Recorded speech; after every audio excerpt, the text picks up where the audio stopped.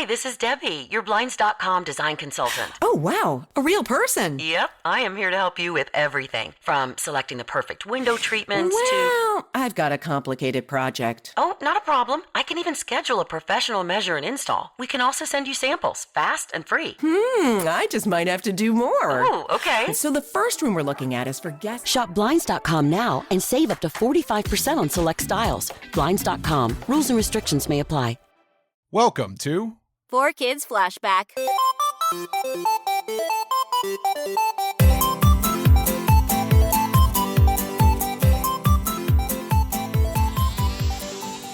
Hello and welcome to 4Kids Flashback. My name is Tara Sands. I'm one of your co-hosts, and I'm joined by Steve Yurko, the other one. the other one, the taller one, the deeper voiced one. Mm-hmm. All those things. What does your T-shirt say today? I forgot to It's a Legend of Zelda Ocarina of Time. I can't lean far back at the setup here. No, that's okay. I can see the top of it, but you always have good T-shirts. Thank you. I try my best. Is there a theme to your T-shirt collecting? I think the theme is I pick the ones I like. I don't know. Okay, so but there's no, like, I've started, because I was buying too much, I've started, like, narrowing what I want. I definitely, I've gotten more choosy. I think, in recent years, I was like, oh, I like, fandom shirts are a little more subtle. Right. But now, like, the trendy thing is, I don't know who started it, who could take credit for it, but now the trendy thing is the tackier they look. Those are like the shirts now. Oh. So that's a thing. I was, in like maybe like 10 years ago, I was like, oh, the shirts are better when it's not just like character key art thrown on there, and now that's just what's trendy. So yeah, see, I like the subtle. Like, I like shirts of fictional establishments. Like, did you watch Schitt's Creek? Know of it, but I have not seen it. No. Okay, so there's they own a store called Rose Apothecary. Mm-hmm. So I just have like a Rose Apothecary shirt that like looks like any shirt from it could be anything.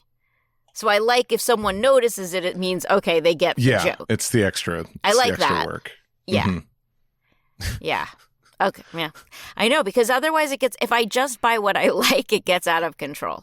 Yeah, that's my life. That's I've seen your background in your room. I get it. I blur it these days. But yeah, there's a lot to buy. And you were just at a convention, so when you're like, sorry, I'm interviewing you now, but I'm curious. When you're tabling at a convention, do you also end up buying stuff, or are you too busy? No, I tend to try to walk around when I can, and no exception. Yeah, I bought some stuff that I liked here. And then usually, since I know a lot of artists too, we tend to sometimes we do trades. Like, someone wants something of mine, and I like the thing you made, and they're like, oh, do you want to just do like a handoff or something like that? Or sometimes we just pay for each other's stuff because we know we get it. Right. Why not? Yeah. Mm-hmm. But yeah, I'm coming back with like a, with a few little knickknacks here and there. And MagFest has something called the Swag, which is like, if you pay extra for it, it's like a premium badge. It's basically, it's like it's almost like a portable handheld gaming system that, believe it or not, that you hang around your neck. That isn't necessarily, it's like the motherboard and a screen and the buttons. Oh, how cool. And that's it. And I've only gotten one other one, and the last time I got it, like it could do a bunch of different lights, and you could play like Snake on it maybe. Now there's like a full, it has like an tiny little LED screen where you could play a bunch of full color games and play music and all this other stuff. It's so much fun, but so distracting. Yeah, I know. Like, you want to and it's just like a thing. Like I don't know how often I'll use this thing, but I want to have it to say it, just in case. Who knows? But like, I keep showing. Like, you say that a lot. Yeah, I mean, you've seen my disgusting, messy room, and No, it's not. It looks like organized chaos. Honestly, like I've seen.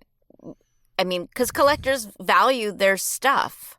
I mean, that's why I like a card collection, because it feels like it can be contained in a book if you really narrow it down. And that goes in a shelf, and you can just hide it amongst the literature and everything else. Yeah. So. I just had to do an interview for a card show thing, and I was talking about how I love how little kids, like, they'll throw their toys and stuff around, but when it comes to their Pokemon book collection, they are precious with it. Like, they turn the pages carefully, and, like, their room can be a disaster, but that card, if you touch that card the wrong way, and it's kind of sweet, because at least it teaches them how to, like, value something and take care of something. It was my introduction to, like, binders and stuff, because before, no, you didn't have that. And, you know, and the younger kids, you know, I was like this way with some old video games. Like, you didn't have, like, your bookshelves and all that. Everything kind of just sometimes just went all in. It was chaos and would go into one box. So, but I remember Pokemon cards. I remember kids were like, "Oh, well, you got to get the binder. Yeah. You got to put them in numerical order and all that." So that doesn't surprise me. Our guest today, Lisa Ortiz, has an incredible binder she brings with her to conventions of, like, cards of characters she's played that she autographs for people. And I'm always just so blown away by it, because it's just very cool and organized and has really neat stuff, and it's very heavy. Oh, and, yeah. She could fill the binder, I'm sure. Yeah, but, like, I went with one of the smaller ones that has, like, 4 to a page, because I was like, we're always, like, needing more table space at these things. Hers is just so impressive. So maybe we'll get into that today. It's so... Lisa, of all of the guests we've had, Lisa and Megan are the ones that are the toughest, because I know so much about them personally that I have to pretend I don't really know them as well, but also just put my mind in the place of the listeners who doesn't know all the things I automatically know. So I got to really step up my game this episode. Yeah, you got to keep me in check. Like, I thought I meant I got to ask about these questions, because you might not ask them. Yes, or yell at me if I screw up. But feel free. That's never been an issue, but it's never too late, I guess. Steve. It's never too late to ruin a friendship. Yeah, no, I don't think this interview. Lisa and I traveled to Japan, and our friendship survived. I think if you can travel with somebody. Oh yeah. It's a testament to your friendship. And it wasn't always easy. Like, we definitely had our moments where we, like, had to talk. During the trip, or just, you know? No, both. But, like, I think that's great. Like, I think that's what you do with any kind of friend or partner or whatever. So I'm kind of grateful that we had it. Yeah, that's a conversation I've heard in recent years. People talking about, like, who's a good travel companion or not. And I've had a few people say, like, Steve is a good person to travel that's with. nice. So it's an accolade. It's a badge of honor. I'll wear that with pride. Absolutely. Key is be. I don't know if I'm a good person. I don't know. Easygoing, up for anything. The less picky you are with eating, the better. So. Oh, I was the worst. So we probably won't have time to get into all this, but so I'm a terrible eater, because I don't like a lot of things, but I will go anywhere and I love watching people enjoy their meals. But not everyone believes me that I'm okay with that. Does that make sense? Like, Lisa, I don't eat sushi, but I loved watching Lisa eat this beautiful sushi in Japan, and like watch her enjoy it, and I really was fine with it. Like, I didn't want it. I didn't care. Well, because there might be some people that might tag along, but then they get all, they get all cranky. They want to leave. Right. No, because I know I'm picky. I know going into it, and as long as I have something I can eat, like, I had edamame and, like, cucumber rolls or whatever it was, and I'm thrilled to have that. Like, because I'm more about the experience and the ambiance of the restaurant. Like, to me, it's more about that, since I know I'm a weird eater. So, yeah, I think Lisa was worried at first. And then at one point during the trip, I think she said something like, "You really are okay with it." Like, I really am.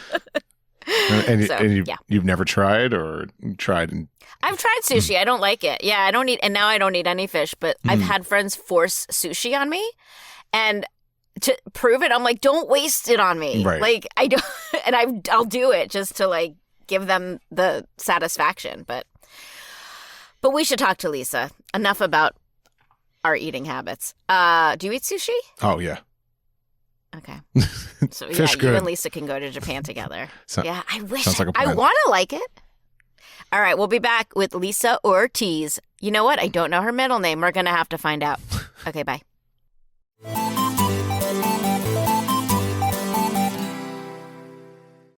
Our guest today is Lisa Ortiz. Lisa, I realized when we were doing the intro for you that I don't know your middle name. What is it? I do not have a middle name. That's why I don't know it. That is why you do not know it. Yes. Yeah, actually, my brother, when we were growing up, used to call me El Blanco, which sounds, it's, I don't know. You know who else doesn't funnier. have a middle name? Susie Goldish. Really? Mm-hmm. The things that we learn so long after the fact. That's good. That's great. I have not, I am middle nameless. I have felt upset about that my whole life, but now I have. We could spend this entire interview, we could just figure out the perfect middle name. We could just reconfigure what we were going to talk about. 4Kids, more kids. What is Lisa's middle name going to be? But if you're listening to this, write in, comment when the episode comes out and pick a middle name for me. There you go. I would love a contest. Oh my God. What? Now, wait, I know, we will talk about 4Kids. Do your brothers have middle names? Yes. What? But both my brothers' middle names are my dad's name. Oh, okay. So they both have the same middle name. Interesting that they didn't give you your mom's name as your middle name. That is, now I got to think about this. I've almost met your dad, I feel like. I feel like there were times we almost met. Now, if I ever do, that is the first and only thing I want to ask him. Be like, what were you thinking? What were you thinking? And why did you deny her of this experience? So yeah, so at home, if you're listening, just comment below with what my middle name should be. That's all I would say. I love this. My Okay, thing. Contest. Lisa, welcome to the podcast. Hi, Tara. I'm finally here. Yay! Yay! Well, I was saying in the intro too, like, I'm going to pretend to know nothing about you, which is Okay. weird. This is very weird, but still. If I ask you things, don't be like, Tara, you know that. Okay. Duh. No, just kidding. Okay. So there are some things I don't know. Like, I don't know what your first performing experience was. I don't know, like, I know you grew up on Long Island. Mm-hmm. Yep. What were you like the kid in the family where they were like, she's a performer, she's going to be an actor? I think actually, like, I was always like singing around the house. I'll be honest. My mom used to take us to the library a lot when we were kids. And so they had all these video sections and they had like all the tapes. We didn't see a lot of theater. Like the first show that I ever saw was because of school. We went to go see Into the Woods with Bernadette Peters. And that was the first live show, like theater show that I ever saw. And I was like, oh my God, this is amazing. I saw that too. The big boot on the outside of the theater was like, just is ingrained in my head. Yep. That was one of the first things I saw live. But before that, my mom took me to the library and they had scores of music and they had cast albums. And I basically discovered Gwen Verdon and all the belters. And I took the tapes home and I sang them around the house. So really, I don't know if they were like, oh, she's the performer so much as they were like, she's the one we want to shut up. But that's okay. Maybe that's why I didn't get a middle name. Maybe. That's what it was. You were singing in the womb and they were like, shut that kid up. I know. Yeah, they're don't like, give her a middle name. But you know, it's so crazy we'll go into how long we've known each other, but I recently heard Lisa sing for the first time and she is phenomenal. Yeah, isn't that crazy that I've never heard you sing? She sang at her birthday party. I don't know if I'm allowed to say that, but you can say that. That's good. I knew you were a singer. We all have birthdays. But I mean, I never doubted, like, can she sing? But it was so cool to hear it finally. Yeah, it's very cool. It was very, it's interesting because, that's how I started. I started singing and nothing, doing things around the house, but, and until they told me to shut up. But then, and I took lessons. I did do, okay, that's right. You don't know where I went to college. So I know, I I did do a mean- musical. I did do a musical in college, but it wasn't the same thing. But I did a lot of cabaret stuff and singing when I was in New York for towards the end of stuff. I was working with Diane Towser, who was my voice coach, and it was mostly because I kind of like detoured into. I wasn't the strongest dancer the whole time. I was a mover. As an actor who moves, I was an actor who a moves. I singer was a who mover. moves well. Yeah, me too. Mhm. Yep. Yeah, I could do the best fake tap in the world. Um, but when I kind of pivoted towards doing more voiceover, and that happened during the day, and then I was directing and doing stuff afterwards, I didn't have time to do full rehearsals, so I couldn't. So I sort of like put up shows and did cabaret and sang at night, but I also wasn't like, yeah, it was. Well, I'm glad you got to hear me sing. I'm going to be singing more. Okay, wait. So it'll I be want to. good. I'm going back a tiny bit. So Going Lisa back. made a joke about college. It's because we went to college together. Yes, we did. And so here's a question that I never asked you. You and I both Mm-hmm. went there as singers, but it was not a school where musical theater was as prevalent as I would have hoped. And I'm sure, like, how did you pick it? Because I think that was a bummer for me. I sang when I went there, but I was part of a group like on Long Island. There was some kid theater groups. I wound up joining a theater group called Take One, which was the rival to 4Kids. That was kind of like there at the time, and the Mr. Kastrinos, who led that, he went to Hofstra. So he had told me about it. And honestly, until I joined their group, I remember doing a show and they did like the Puaba because he had gone to Hofstra. And we did a show. What was the And- Puaba? I don't even remember what Puaba was you Vague- say the name. Yeah, like we did it that you picked a word and then you picked how many times and you would say it. Okay. In Hofstra, we said like Puaba, Puaba, Puaba, Right, for right. each amount of the show, and then you stopped. But it was doing their theater company that I remember being taken aside, and the whole cast was, and they were like, well, a lot of you guys are going to be doing this as your job going forward, and like you're going to be out there getting work. And that was literally the first time that it ever occurred to me in my life that I could act professionally, that it was a job. So I did, so I did some auditions. I did that, and then I wound up picking Hofstra because of Shakespeare, because I was a Shakespeare person. Oh, that makes sense. That makes a lot. Yeah. So why did you say it was a rival to 4Kids? You said that was Oh, no, Kids for Kids. Sorry, not Kids Kids for Kids. I was like, okay. Kids for Kids. I'm putting my kids together. It Oh was my a rival. There was a group called Kids for Kids, and then there was, for a little while, there was Take One, so it was like the other group for them.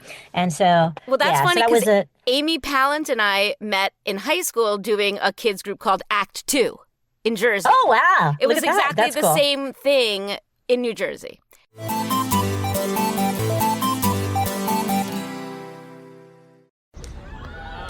With the Venmo debit card, you can turn the mini golf outing your coworkers paid you back for into a trip to Miami with your best friend, earning you up to 5% cash back. Use Venmo to pay for the things you love to do.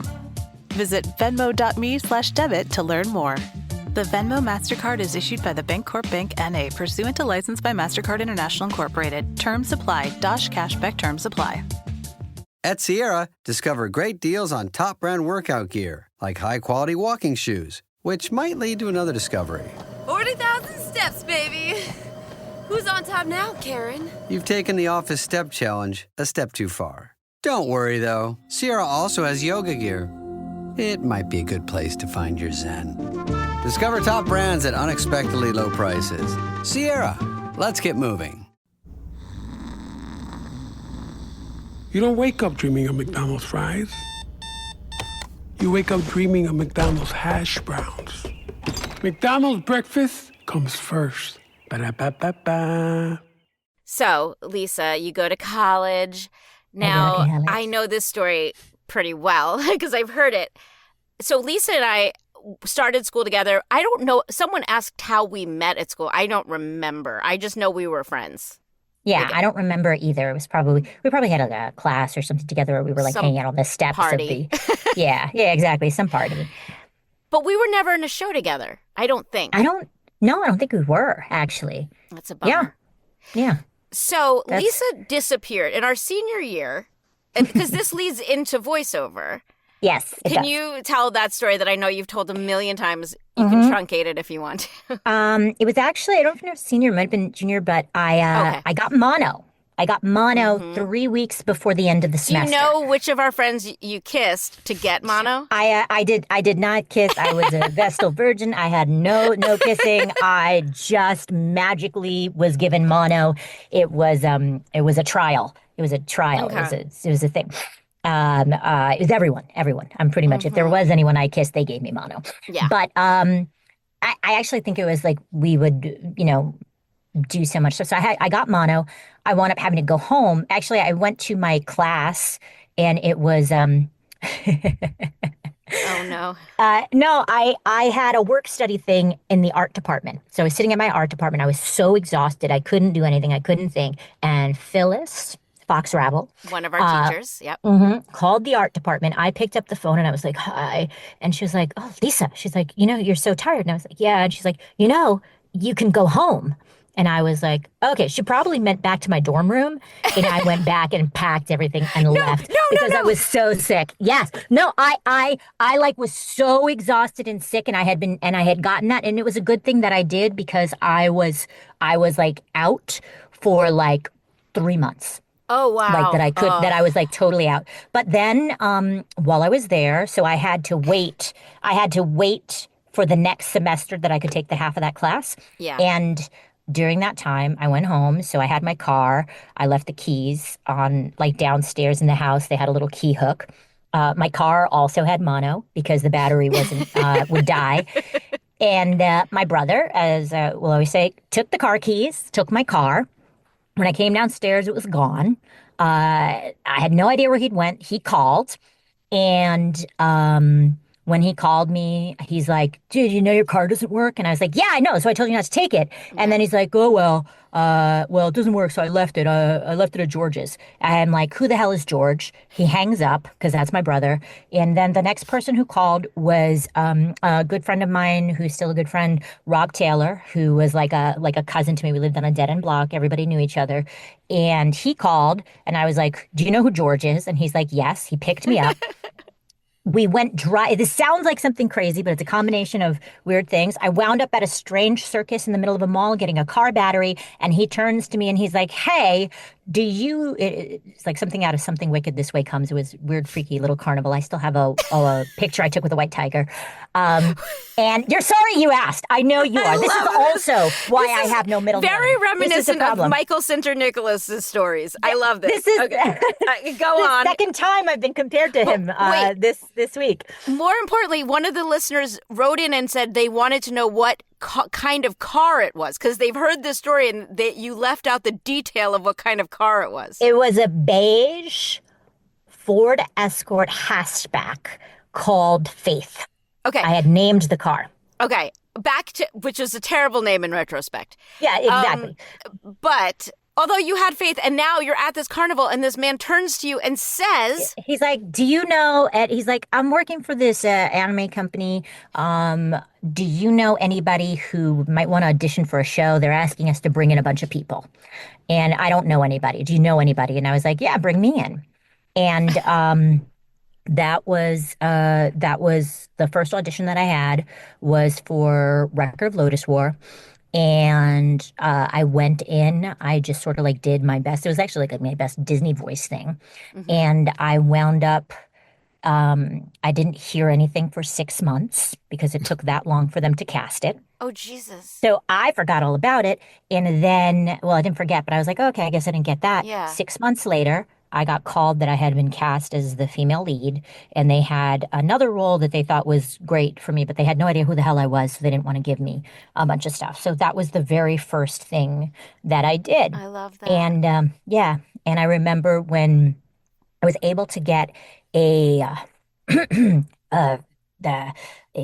VHS copy of it, and we say VHS a lot on this show. It's good. Yeah. It's good. We had VHS copies, so I was able to get a VHS copy of the show. I watched a little bit of it, and recorded it. And then I had gotten a copy of it to watch when it was done. And I remember being in a room with my brother, despite the fact the whole stolen car thing, and a bunch of his friends who at that time were big otaku, so they loved anime and they watched it. They watched it only dubbed because they were like subs, you know, they didn't want to watch subs. So I was in the room, and the only thing that they said to me is one of the guys turned to me and goes, "I hope you don't suck."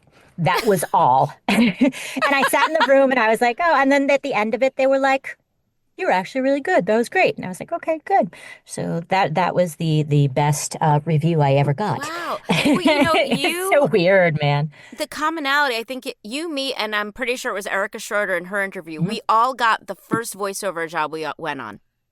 And I think there's something telling about that. Like, this was what we're built for. This is what we focus on now. We did a lot of other stuff, but this always comes back. I also got mono, Lisa, senior year. You did? Really? Year, and it was my last semester because I graduated early. And the worst part of it was I was trying to get in credits. So I signed up for a yoga class for 2 credits and an aerobics class for 2 credits because I just needed to get it done. And they made me, like, my mono went away pretty quickly, but I was still really tired. So they would make me sit in the class and just watch aerobics and yoga. Oh my God. Because I couldn't participate. That's wow. That's that amazing. That could have been my degree came. I had 3 credits left, and I took I think I took pottery for one of them. And I took a walking tour of New York City's architecture. They had that? I would have loved that. Oh, yes, they did. Oh, yes, they did. Oh, Lisa. So you missed out, but you had your aerobics, so that's good. That's right. Well, so just so you guys know, like, the other side of this, like, the buzz around school, or I don't know if it was right after I graduated, was like, yeah, Lisa Ortiz, because people knew I did voiceover stuff, because I was already doing, like, you know, Lisa's doing this anime thing. Like, I don't think I ever spoke to you about it, like, because I think when you came back, I was leaving, like, it was a whole... Yeah. I think it was accidental that we knew we were doing it at the same time, I think. Yeah. So, because we didn't find out 2 years later, but I always knew in the back of my head, oh yeah, Lisa Ortiz does something with anime. Like, I logged it away, but like, it was so, just so you know, like, people very warmly said that about you. Like, it's always, I feel like you never hear that. Like, people were really happy for you. And that's not something we often get to share because you're saying nice things behind each other's backs, and we never share that with each other. So, the buzz around the Hofstra campus. Buzz around Hofstra. No, it was really cool. Yeah, I didn't expect that, like, I would have, that I, like, and even then, I didn't think that I would, like, you wouldn't have told me that I would still be doing it now. It was such a, I didn't even know, like, it was sort of a cool happenstance, but that's, very cool. Okay, so we're going to go kind of chronologically. You finally finish the school, you move into were you in Queens or did you stay home for a little while? I moved, I was home for a little bit, but then I pretty much after school, I moved into Queens. Yeah, okay. I'm pretty sure. So what are you auditioning for at this time? Is it mostly voiceover? Are you going on theater auditions or you're doing your cabaret? What's going on? I did theater auditions. I did do a bunch of that stuff. But at that time, it was like, I was doing a lot of recording because I would go in, I'd go in for a recording and they were, I guess, still looking for people. So someone would come into the session and they'd be like, hey, come in and join us you should come over and check this out. So I did a lot of that stuff. I was doing regular theater and more like off-Broadway stuff like that. But then I started veering more and doing a lot more of this. And What about, did you? Oh, sorry, go on. No, I was going to say, because a lot of the stuff that I would book was always like touring stuff and things like that. And I had booked a couple of shows. Like I booked, I think like the first thing I booked was Lodos, which was episodic. And then I booked another like 2 episodic things. So I didn't want to like leave town. Yeah. And, I mean, you did Golf Force around probably, I'm looking at your IMDb.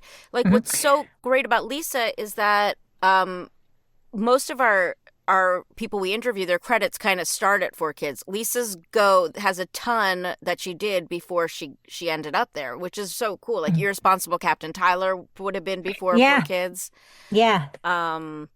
Yeah, I did a lot of like just straight anime with them, and which was really cool. So I got onto a lot of series. So I was auditioning for theater and stuff like that, and doing some theater, but I wound up focusing a lot on that. Yeah, it was crazy. Like that's how I got into 4Kids, was through the anime stuff that I was already doing. Yeah, so that's what was my next question. Were you recording at Taj, and that's how they found you? Like, do you know how you got your first 4Kids audition exactly? I don't. Yeah, me either. I was like, I don't. I do know that I was doing a lot of anime and stuff for Central Park Media, and so I worked at a couple of different studios. I know that, like, for instance, like I know I'm jumping around, but when we like Pokemon, I wasn't in the original Pokemon auditions. I came in after that because I was working on another show that went on there. But I don't even know. I'm trying to think of I don't even know what my first show was that I did with 4Kids. Would it have been Tama and Friends? It could have been Tama and Friends. Is it Tama and Friends? Is that the answer? Did I get it right? Well, here's the thing. The years on IMDb don't necessarily correlate with when it was released. But if I go by IMDb, it would have been. Do you remember at all who you played on that? I don't remember who I played. Do you have any? Did. I played Chopin. And I was actually, just because I was talking about this, I had a session with Zeno today, and I was talking to him about it, and I was like, oh my gosh, there's a show, Tom and Friends, and I was like, people have all different stuff, but I'm like, Tama and Friends is the day I knew that my life had been changed by what I was doing. Wait, I'm going to add that to IMDb. Do you remember how to spell this character's name? Chopin. Oh, like Chopin. Like Chopin, yeah. Okay, wait, like so Chopin. you knew your life had been changed. Go on. And it actually has to do with you. Because I don't know. I don't remember. It was one session we went through, and Tom and Friends, little show about cats, really cute. But they taught them how to like do things like go to the like, they were almost like, it was like for almost like preschoolers. So it was like potty training. So the cats had like learned how to use the litter box. And I remember you being like, look at that. Did you learn how to, did you go like poop in the box or something? You were something like, did you go to the bathroom in the box in there? Poo-poo pee-pee joke, probably. You made a poo-poo pee-pee joke, but I was like, yes, all my Shakespearean training and I has come to me meowing and pooping in a box. And it was my favorite thing. And I was like, that's crazy, because I had so much fun doing this. I was like, okay. I'm like, I guess there's something to this. I was like, everything I've trained for has led to this moment. I almost said meowment. Meowment. Oh, you should have. Yeah, thank you. I tried. I held back. I'm sorry. Oh, my God. That's why I don't deserve a middle name. There you go. It all comes back to that. I mean, I'm looking, again, I'm like just scrolling through, like, I'm seeing like Ray Earth, which we did together at that crazy studio in Staten Island. That was very inconvenient to get to. Do you remember that? Yes, I do. I have. Yes. Yeah. Oh my God, like you just brought that back. I didn't remember where it was, and now that you said that, I totally see in my brain the whole studio and how crazy isn't that it was. Nuts? Yeah. It wasn't even bad. It was far away. It was just far away. Yeah, that's. Like, how often do you get to take a ferry to work? Like, that doesn't happen. I was going to ask, I'm like, did you take the ferry to go? Oh, yeah. I believe, yes, we did. Yeah, there was like a couple of studios there was that one, you took the ferry, and then there was the one that you went upstate. Yeah, Joe DeGiorgi's place. Joe DeGiorgi's place, yeah. Which was, yeah. Crazy. Okay, so but again, it's hard to tell by this. Like, I don't know if you worked on Ultraman or if you started on Pokemon after Tama. Do you remember? I don't remember. I don't think I worked on Ultraman. If I worked on Ultraman, I think I did. I may have done some stuff on Ultraman, but it was like smaller stuff. Okay. I don't think I was like a regular on Ultraman. Ultimate Muscle? You must. Oh, Ultimate, Ultimate Muscle I was on. Yeah, I was Roxy. Yeah. I was Kid Muscle's non-girlfriend who just ran around. So, yes. See, the order exactly. Yeah, that's why the order of this is confusing. I would say, no, like Pokemon, you're within the first, it's got to be less than 20 episodes. Knowing. Yeah. I show up in the first few episodes. I think I actually have some stuff in the first episode. I just wasn't part of the auditions. Yeah, so they I think brought that me in might be as, like, throwing Tara off. Yeah. Right, Yeah. because I was in episode 10, but I don't think I was part of the original auditions either. So they had those, and then they kind of, I think they cast me for my demo. I don't even that's funny that you and I both don't know. So I don't know. It was probably from one of the other shows or something. Yeah, either your demo or something that you'd done. Right. Well, but you were already on Tama at that point. So Tama was your first, I was. And then they heard you, and then No, I think I was in Pokemon before I was in Tama, or at the same time. I think you're right. I think I had done a different show, like probably one of the anime, and then and then they had brought us in. I don't remember. I don't remember exactly, but I do know that I was in the very early episodes of Pokemon. I just wasn't in the show. Do you have any idea what the first character you played? You don't have to. I won't be mad if you don't know. That it's in. I don't know. I've been told it's in the first episode. I know that I played Misty's sisters. I know. I'd have to look at that, but I'm like in the first 5 or something like that. So yeah. So, it is interesting that you and I both ended up in such early episodes, not having been in that original casting pool. Yeah, which was very crazy. lucky for us. Let's talk about Ultimate Muscle a little, since it is like a 4Kids podcast. Muscle, yes. What a crazy show! That is a very, very fun show. I mean, the girls, like I had there was Roxy, Trixie, and my other. Which is the other? I'm trying to think. Oh gosh, my brain is. But what was the third girl's name? Roxy, Trixie, and on the IMDb, I'm trying to find it because I didn't write it down. Keep talking. Well, I'll do this. This is my one. Yeah. If you find that, that's great. Because Let me do this. But it was super fun. Like that show was like crazy. I think I liked it because also Roxy. I think they ever since I kind of did, because I had done, Lena was one of the first ones that I had done. So when did Slayers, because we got a lot of questions about Slayers, which I don't even know if we'll have time to get into. No, that's fine. Slayers was one of probably the third or fourth auditions and things that I went on. So that was early on. That was one of the first, I would say that was one of the first 5 projects that I went on. And so I had been doing that. And, but since I was doing that, I always wound up getting these kind of like spunky and like fiery kind of people. And Roxy, I think, had that kind of a thing where she was very independent and, and, whatever. But it was a bunch of fun. You're good at that. I mean, like it's not just because you did that. It's because you happen to excel at it. So and which is well, I think it's like it's just a random breakaway. Just talking about since we are talking about 4Kids stuff, I think honestly, like the talent that existed in a lot of that first core is like you have Erica, you have Cinter Winnin, you have Dan. Cinter, what did you just call him? I used Cinter. I was like Cinter. I meant to say Cinder. I know, but we have to spell it out for the people at home. They don't know your nicknames. So people at home, if I say Cinter, that is Michael Cinter Nicholas. If I say Cinter Nicholas, that is still Michael Cinter Nicholas.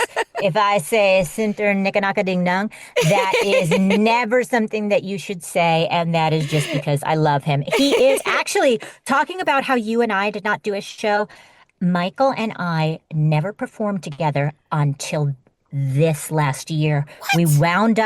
We wound up in because we never did. I mean, we like in the in there, but like live. We're actually in. Oh, I see. I see.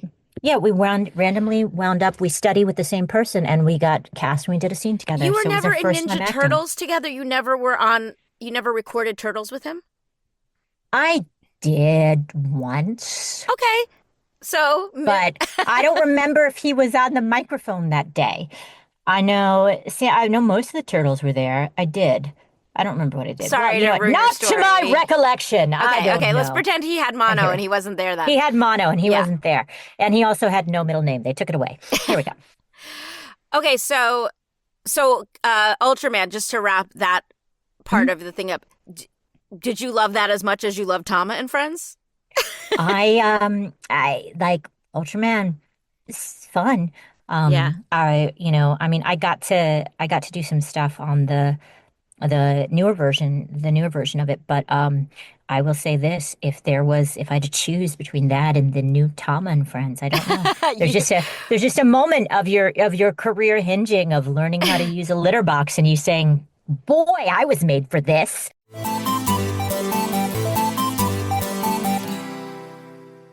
Eczema isn't always obvious, but it's real. And so is the relief from Ebglyss. After an initial dosing phase of 16 weeks, about 4 in 10 people taking Ebglyss achieved itch relief and clear or almost clear skin. And most of those people maintain skin that's still more clear at 1 year with monthly dosing. Ebglyss, lebrikizumab LBKZ, a 250 milligram per 2 milliliter injection, is a prescription medicine used to treat adults and children 12 years of age and older who weigh at least 88 pounds or 40 kilograms with moderate to severe eczema, also called atopic dermatitis, that is not well controlled with prescription therapies used on the skin or topicals, or who cannot use topical therapies. Ebglyss can be used with or without topical corticosteroids. Don't use if you're allergic to Ebglyss. Allergic reactions can occur that can be severe. Eye problems can occur. Tell your doctor if you have new or worsening eye problems. You should not receive a live vaccine when treated with Ebglyss. Before starting Ebglyss, tell your doctor if you have a parasitic infection. Searching for real relief? Ask your doctor about Ebglyss and visit ebglyss.lilly.com or call 1-800-LILY-RX or 1-800-545-5979. Your data is like gold to hackers. They're selling your passwords, bank details, and private messages. McAfee helps stop them. Secure VPN keeps your online activity private. AI-powered text scam detector spots phishing attempts instantly. And with award-winning antivirus, you get top-tier hacker protection. Plus, you'll get up to $2 million in identity theft coverage, all for just $39.99 for your first year. Visit McAfee.com. Cancel anytime. Terms apply. This episode is brought to you by State Farm. You might say all kinds of stuff when things go wrong, but these are the words you really need to remember. Like a good neighbor, State Farm is there. They've got options to fit your unique insurance needs, meaning you can talk to your agent to choose the coverage you need, have coverage options to protect the things you value most, file a claim right on the State Farm mobile app, and even reach a real person when you need to talk to someone. Like a good neighbor, State Farm is there.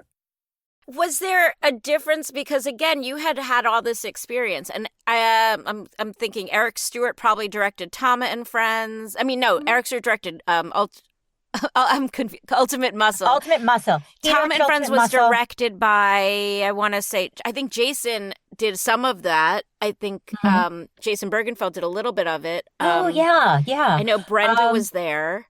Brenda was there. I remember Brenda being there. To me, they're both fun for different reasons, but yeah, I just got to meow, make animal sounds. But like, no, my question. Sorry, let me. I'm things that I love. Rephrase my question. So you had come from working for like the Central Park Media, these direct-to-video companies, and now you're working for a company where the goal is to get these things on the air. Was there a difference in the tone of it? Was there a difference in the seriousness of it, or the weight to doing these shows? Because again, they were to air and not direct to video. I don't know that I felt it. I think that there was definitely more people in the room.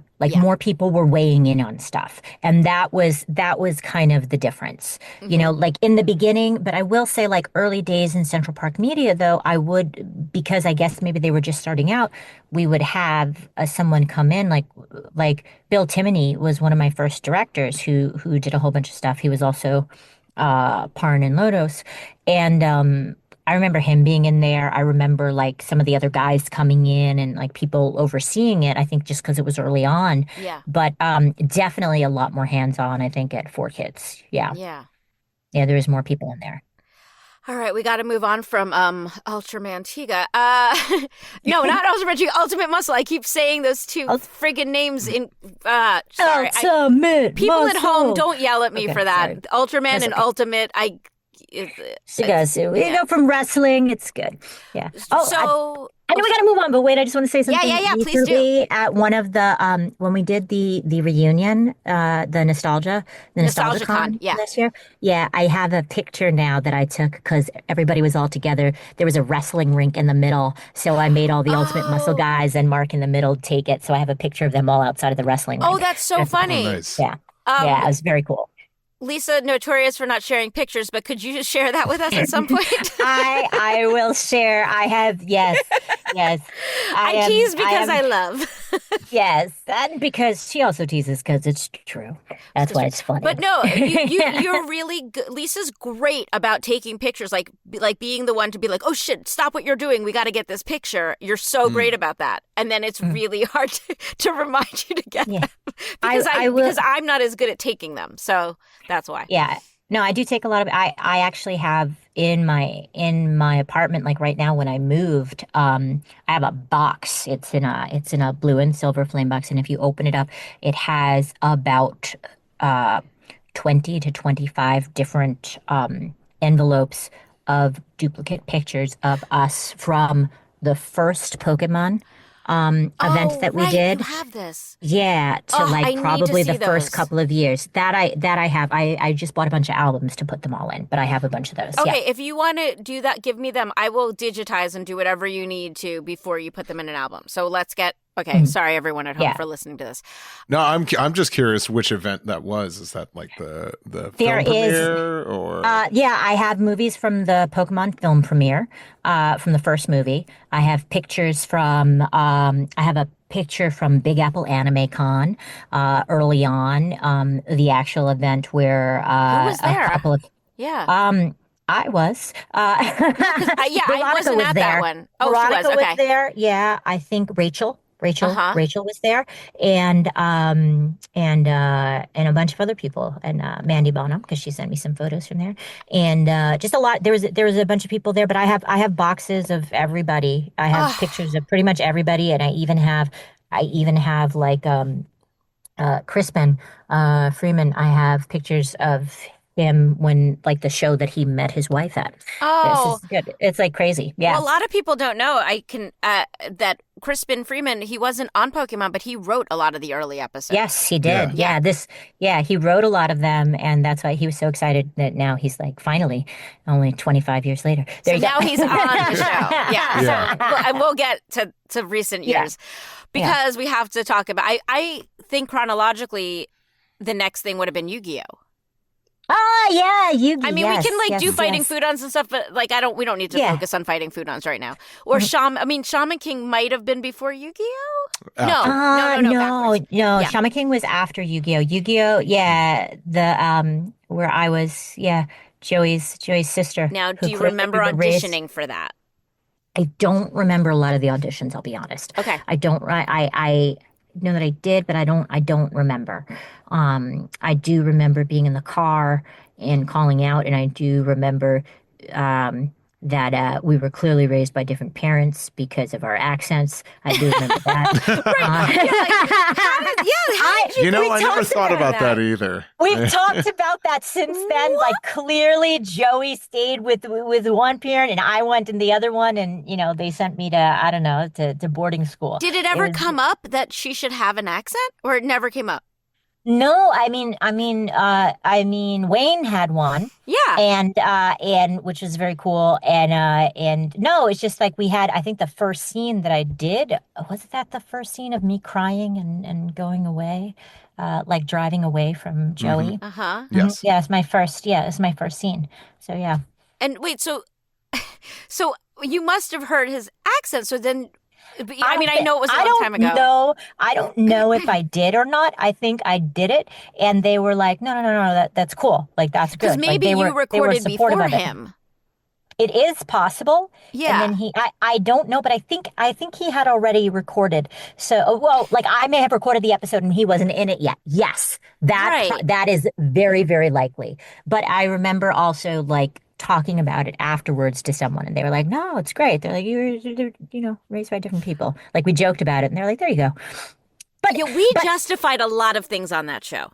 But what's really funny though is that apparently, and I've talked to Wayne about this, is that it worked for a lot of kids because that was the first time that they saw that a lot of people saw. It was one of the first times that they saw divorced parents and the kids were separated, but they still stayed together. Like they were in touch with each other. Like, and they had such a strong bond. So. Oh, that's cool. So you must talk about that a lot at conventions then, because that's a major thing. Oh, it's crazy. Yeah. That's very cool. It's like a very cool byproduct of that. Was that Serenity voice very different for you from the stuff you were doing? Because in my mind, she's not a Lena Inverse. She's not a Roxy. No, she's not a Lena Inverse. She's not a Roxy, so she wasn't pinched. It was a little closer, I think, to my natural voice. And like, it's very funny because I'll play a lot of like I said, these big outgoing things. But personally, a lot of times I would, border on being a little shyer, a little softer. Yeah. So she was a little bit, I would say she was more in the camp of like Deedlit or one of the other voices, but younger. So she did have, she was strong, which was one of the things that was cool, but much softer. It was a lot more natural, and a lot more grounded. So it was at least my portion of it. Everybody else in the show was all crazy, but Serenity was very like grounded. So yeah, so it was different, but it was fun because I was happy to be able to do like a different side. Yeah. Yeah. One of the questions the fans asked about Serenity, if you had a favorite moment or a favorite line from the show, maybe something that you write on people's Funko Pops or something like that. I mean, I wind up writing Big Brother because she said that a lot to That's people, what I write as Mokuba. Yeah, everybody's, Joey. I would have to think about it. I mean, I had some funny stuff, but I also like personally, I think I navigated very well in that hospital bed as I healed with Tristan, like coming and sitting at my foot. Like, he narrated all of Joey's battles to me while I had like my eyes covered and because I was healing, I didn't get to see anything. I don't know why, but it just amuses me how into it was. I never realized that we kind of played parallel roles on that show. Like we were there to give the story of Joey and Seto, kind of like we served that function to the story. Yeah. Well, I think we gave them more. Yeah, we gave them a reason for running out and doing stuff. Yeah, humanizing them, which is I just never thought. It just never occurred to me. And we talked in the intro about your great book of cards. Are there any that you bring to conventions? You have this great album of cards. Are there any Yu-Gi-Oh cards in there? Yes, because I also I have Saint Joan for her for when she started dueling. So she did some dueling, so I have her duel cards. And then I also there was a couple of cards that I did, like I did the Elemental Hero Tricks, which was like at one point the cards all came to life and they did some stuff. So I did a couple of that. So I have a couple of those, but Serenity never has a card. So, as a trainer, so, but Mokuba doesn't have a card and he never battles. So, well, dang, you never battled at all? I mean, in the Duel Links games. Oh, okay. Yeah. Okay, that's fine. So that was a sad moment for us. Yeah, we were just oh. Matera has the benefit of the character being turned into a card, so. Turned into a card. Yes, that's fair. Yeah. But when you get kidnapped works. that much, at least, whatever. Listen, this is not about me. So kidnapping, surgery, it works out. We had a couple different directors on Yu-Gi-Oh! And I also just want to plant the seed of, during all this time, were you thinking about directing, which is the way that your career went? I can't say words. Yeah, was that happening? I wasn't. I was more focused on just acting. I did. I think I did. I did some adapting for a little bit. Oh, for who? Mostly not for 4Kids stuff, but I did some for Central Park Media stuff. Okay. And I did some for NYV and things. So I did some adapting, which because I wrote, but at that time it wasn't all the tools that we had. So it was like literally watching the tape and then re-scrolling it. And I think at one point I was like, I'm gonna stab myself in the head with a pencil. I need to stop. But it was fun, but it was more challenging. I wasn't thinking about directing at that time. But I did some directing of just scenes and things like that, but that was live, but it never occurred to me to do that at the time. Now in retrospect, or maybe at the time, were there directors at 4Kids that you really liked working with stylistically? Or maybe it could just be because of the show itself, but now when you look back at it, are you like, oh gosh, Darren, I learned this from Darren and this from Eric, or is it not that specific? Yeah, no, it's not that specific, but there is like I know that I loved everybody had a little of a different style. Eric was always really, really good with like getting to something, and also he was good with like comic beats of things, like getting you to do stuff, which was very cool. And I know I worked with Tony a lot. Tony was fantastic. He was good with doing those. Chris was great. And Darren was always very good. But yeah, different styles. But it's also, I think it's very funny because I think when you do a show that's long running, and a lot of those wound up being, it's like they wind up tweaking because they're like, okay, do this, you do the thing, and you've been doing it for a while, so. You can go into like autopilot too when that happens. And so somebody's sort of like guiding you and keeping you on point. Thank God. But yeah, no, I loved. I'm trying to think. I think I enjoyed. I was having a blast, so I just enjoyed doing it all. Yeah. Well, and I would just assume that you've worked with so many directors over the years that when you started directing, it was probably like a composite of all those people. Like it subconsciously picked and chose what you liked from directors and then used that. Yeah, I think so. And it was also a lot of stuff, also like a lot of theater stuff that I wound up using in that too. So so it was, but yeah, it was a lot of different stuff. And it's actually, I think it was really fun because for the first time you could have a little more control over the story and what was going on and know the whole story when you went in, which was, we didn't always know everything that was going on. We rarely knew anything. Yeah. Yeah. Yeah. We knew very little. Yeah. Okay. We have to get to all this stuff. And I don't want to keep you forever because you have a life. Okay.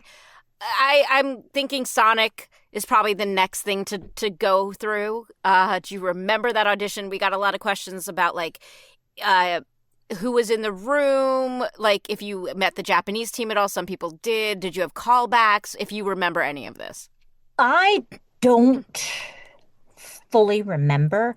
I remember having the audition. I remember that like they had gone through a bunch of, they had been looking for a while. And then I came in to do something else and somebody was like, hey, did you audition for this? And I was like, no. And then, I don't remember at all. And I think because at that point in the audition process, like some people said that they heard the English and they went from there. I didn't. Okay. That I have any recollection of. And if I did have it, I never listened to it, which is very, very strange because apparently like the reference voice is very similar. Because you're saying you're the people that had the cast from before you guys, that some people heard that. Okay. Right. Yeah. I heard the Japanese voice. That I remembered hearing. Like a sound clip or a sound bite of that. I don't remember who was in the room. I don't remember any of that stuff until like later on. Right. But I feel like they grabbed me a little bit later in the audition process. They were already going through because they were also notorious for bringing people in and then they would try you out and then not tell you if you weren't being and then not tell you and then they would come in and then bring and then keep looking. So yeah, and in their minds, I think they were like, it was just a tryout, but like we would have liked to at least know because we would be waiting to see. Or like, it didn't happen to me that much, but it was a weird feeling. It just fed into all our insecurities as actors. Mm-hmm. No, it was interesting, but I worked on an animated film years later that I was directing that was for here in California, and it was the same way. Like they were dealing with celebrities. They had like a first cast and they had a second cast that they went through and then they settled on a third cast. Oh my so it was bedlam, but it was interesting. Okay. But yeah, Sonic. So yeah, but it was, I remember hearing the voice, then I remember trying to do something and then we started rolling. She actually took me a little bit of time to figure out of all of them. Like I know that sounds weird because I think Andrew Andrew was directing it. Yeah. Yeah, Andrew was directing it. We went in, I kept doing it, but I always felt when we started, I was like, I'm not getting this. Like I was because she was cute and she was angry, and I was trying to like give both of them, and but I just remember for the first little bit I'm like I left every session being like, am I doing this right? Was that what did I Oh, I hate that feeling. Yeah. But obviously you found it, and then when you do find it, it's so satisfying, but you want to go back and redo everything you've done up until then, which of course they don't let you do. Right. I don't know if I even but then we didn't. It's been she's been a stable. I love that. Someone asked what your favorite Amy outfit was.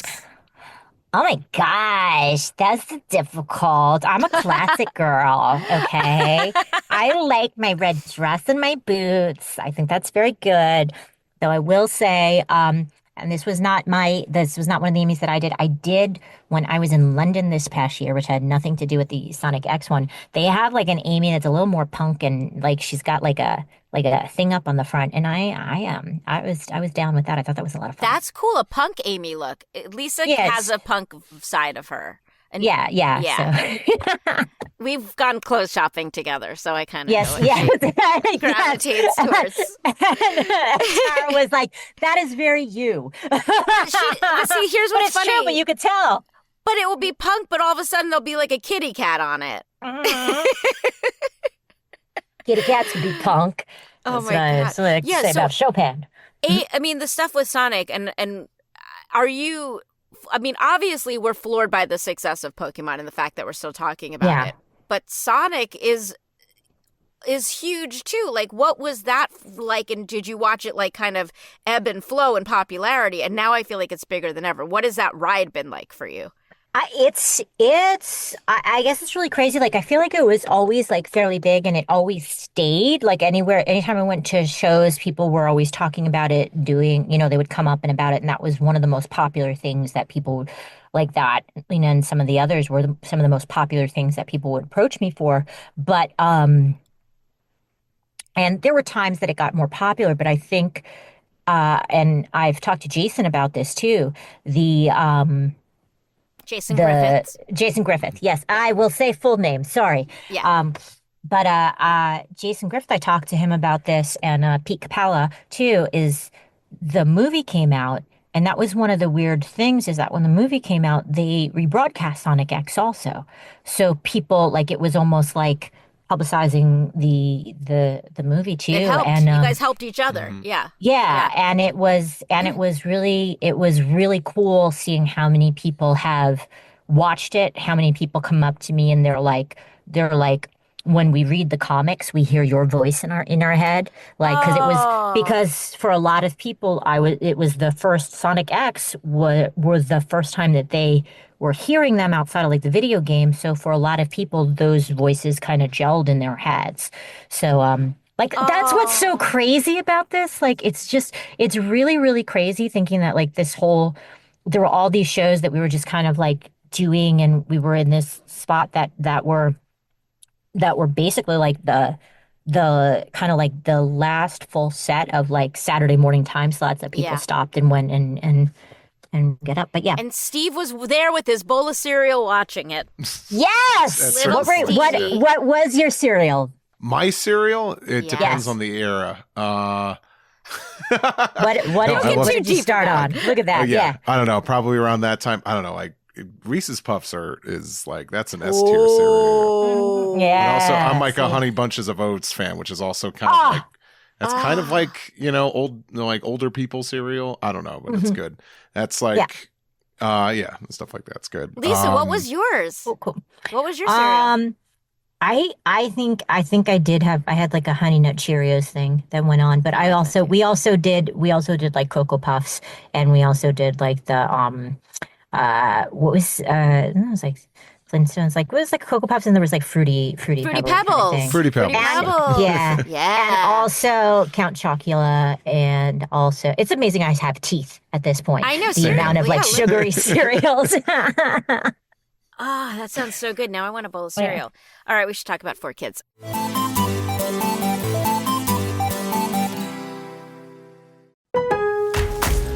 Pro Savings Days are back at Lowe's with limited time savings on the supplies pros need. Get up to 40% off select major appliances. Plus, save an additional $100 on every $1,000 you spend on select major appliances. And don't miss your chance to activate and earn 3 times the points on select DeWalt and Klein tools. Lowe's, we help, you save. Valid through 3/28. Selection varies by location. While supplies last. See associate or Lowe's.com for more details on qualifying items. Ryan Reynolds here from Mint Mobile. I don't know if you knew this, but anyone can get the same premium wireless for $15 a month plan that I've been enjoying. It's not just for celebrities. So do like I did and have one of your assistant's assistants switch you to Mint Mobile today. I'm told it's super easy to do at mintmobile.com/switch. Upfront payment of $45 for 3-month plan, equivalent to $15 per month required. Intro rate first 3 months only, then full price plan options available. Taxes and fees extra. See full terms at mintmobile.com. Does it ever feel like you're a marketing professional just speaking into the void? Well, with LinkedIn ads, you can know you're reaching the right decision makers. You can even target buyers by job title, industry, company, seniority, skills. Wait, did I say job title yet? Get started today and see how you can avoid the void and reach the right buyers with LinkedIn ads. We'll even give you a $100 credit on your next campaign. Get started at linkedin.com/results. Terms and conditions apply. We have to talk about One Piece next, obviously. Yes. Okay. Yes. Do you remember? Okay, I know I keep saying, you said you don't remember the audition process as much. Is that one that stands out at all or not really? This one, yes. Okay. I do. I don't. Like, I don't remember who was in the room. I don't remember that. But I remember that there was a lot of auditions for it that we went through. We kept going. They were very particular about stuff. And it was another one of those that I had. I don't remember if I'm sure we listened to the JP we saw, but I remember they took a lot of care with that. Like, we did a couple of rounds of it. Like, there were callbacks and things. Yeah.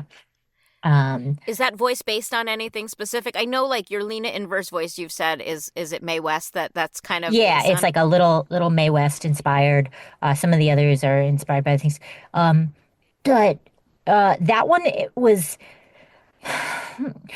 It's not necessarily a person. It was his nose, his cute nose. So he was like a little, like, I loved him. I thought, it was so super cute. Like, he was one of those that, like, I fell in love with when I saw him. So, but it was like a little, because he was a little stuffy and a little, well, the artwork informed the voice. Like, I yes, think 100%. Sometimes, because people ask me that question a lot, and I'm like, I don't really base it on anything specific. If I'm seeing the artwork, often it just comes into my brain, and I feel bad that there's not an influence. But I see this image and I decide what they're going to sound like. It's just that simple. Yeah, and I think it's very true. And I think it was like he had his little nose, and then he had the posture that he had, and we kind of like looked up over his hands, and yeah, I got to see I got to hear some clips or see some stuff. I'm pretty sure, but yeah, it was really it was his nose. That's such a weird question, and it's such a weird answer. Apologies if this is another weird question. Do you know if it was pitched up at all, or was that 100% no, you? That's 100% me. It's all her. That was 100% my voice. And ends a debate that I've had. Oh, people thought it was. Yeah. I've heard it back, and I was just like, I don't know. I think Lisa could Are you serious? So go there. People were okay, and they thought that I could make this voice that sounded like helium, but they didn't think I could make that voice. That was me. Yeah, that was pitched up. It's funny because I also like that was 100% me. Mm-hmm. Wow. Because the audition process, like a lot of the auditions, sometimes you remember, sometimes you don't. This is a question I'm going to throw out there, and I don't even know. I'm not expecting you to have the answer, but I'm curious. Like, one of the biggest discussions was because 4Kids skipped a huge chunk of episodes of One Piece and got to Chopper. Yeah, I'm sure it sounds like you've heard about this. I'm curious if you've heard, like, if there was something you knew at the time that, like, we got to get to this character. This character is a big deal. I think that I think in retrospect, I did hear about that. Like, a lot of people were like, because I also think they were trying, there was a lot of stuff, and I know people have talked about this before, but One Piece was, we were on the, we were on Kids WB, we were on a Foxbox, and they had different Cartoon Network statures eventually. and Cartoon Network. Yeah. Cartoon Network was more lax with some of the stuff than the time slot that was there, and I think they were trying to jump to get to that because they thought it was a character that that was important to it, so they were trying to bring it in earlier. So I did hear that not when I started, not when I auditioned, but I did hear like afterwards, like that I didn't know when we were recording it that they had skipped the stuff that was being skipped. Of course. That I wasn't aware of that. But I do know that in retrospect, people having talked, they did want to get that to I think build audience and for the show. And I think for the time slot that they had, that was a big thing. Because I think you also got to remember, like, One Piece, it's taken, even when it moved off, it's taken a while to catch fire, to really like get to the size that it is. And I think they wanted that to happen. The Japanese also wanted that to happen right away. And so that's what they were expecting. And at that time, with what was being broadcast and the censors and everything like that, it was a very different show than you don't what have to other tell things. Steve. Yeah, then it was a very different show than what was on the air at the time. Yeah. So if they were rotoring out, I remember they used to. I just remember them saying they were going to roto things. Yeah, so yeah. I didn't know what that fully meant. Rotoscope it. But Yeah, when yeah. yeah, rotoscope it. Which but when they rotoed out stuff in other shows like weapons or things like that, there was, or needles and things like lollipops that. into Lollipops and things. I mean, that was that's a show that there's a lot of stuff that they would have had to, do work on. So I think they were trying to get to certain the kiddie things. stuff, the more Kiddie stuff, because they were kids. That was their target. Well, yeah, Lisa, something you and I didn't think about at the time. So Steve was a kid who was got a little bit older and was home reading the manga and was anticipating the show that he was reading and terrified of what 4Kids would do with it. And you and I would just go to our jobs, not understanding that we were angering children or adults around the nation. Teenagers. You could say teenagers. Yeah, well, because there's also like there's and what's an interesting thing is because we get a lot of that of people who are really upset because they were reading it and they're it got changed. They're like, why did they change this? They're going to do this. Of course they had to change it. They had to change it so that it would get on air. And at that time, I think that it would have been hard pressed to get on a lot of stations until we had sort of like a big cable migration, which happened a little bit later. And even like Cartoon Network started doing that kind of stuff. So by the time it got there, and it was that was a little bit different. But the time slot that they had put it on which was 4Kids became a thing that companies would come because they paid a lot of money and they would have their show put on 4Kids. They would have it put together so that it would get an audience. Right. You mean shows that weren't done in-house by 4Kids, other shows like a Huntic or there's a whole bunch of shows would slot themselves in there. Like, I'm not talking about just that. I'm talking about shows that 4Kids did. Like we had Winx Club. Winx Club, they put that on there. They got the audience, and and then when they shifted it over to Nickelodeon, like that was a thing. Like they built up that audience in there so that they would be able to do that at some point. So that's such a bummer. It's kind of like, what people do. It is what it is, understanding what happened. And I hope, and I'm curious for you, Steve, like understanding like what was going on when you were watching this. Like you were a kid, you were a teenager, but understanding, like looking back at the reasonings of why things were happening. Does that change how you look at things? Because I know I've had people come up to me and say that they've been like, we didn't realize like what this was going on, and that makes more sense. But does that? before I answer that question too, I just want to ask, like, were you doing a lot of conventions around this time, like the early aughts? No, like I did some conventions, but the way we did conventions back then is not the same way that people do conventions now. Mm-hmm. Way we did conventions back then, I was just happy to show up. I was like I still had college brain on me, so I was happy to go there and I was meeting fans. I was meeting some people from Japan. I was meeting, it was a very cool thing. I was able to go out and people, I was one of that like first tide of like English speaking guests that were requested to go places because up until that they didn't really care. So we started like now everybody's super excited to see, the person who's playing this or the person who's playing that.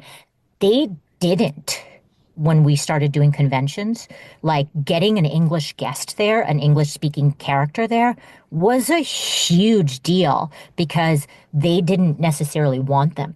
And so the reality is at that time, some of it was for One Piece stuff, but mostly when I was going to conventions, we had some Amy, but it was Lena and it was Slayers and it was these other things that are like cult classic now that was like hardcore that had a lot of hardcore people there because it wasn't the scene that you see now.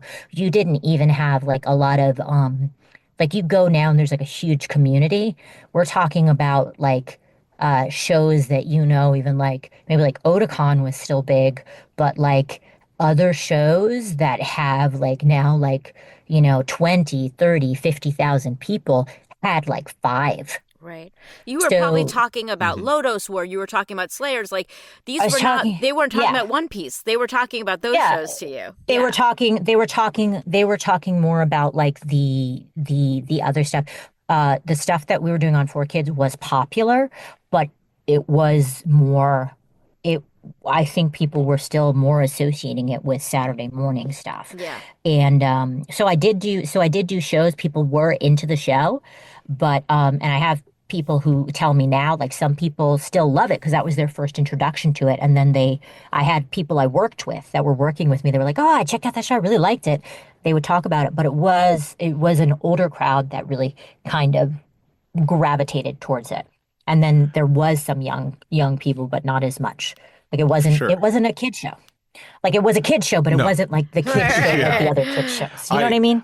The reason why I asked is just because I feel like, even, Tara might even, both of you could probably attest to this, but I think at the time, unfortunately, the voice actors were the public faces.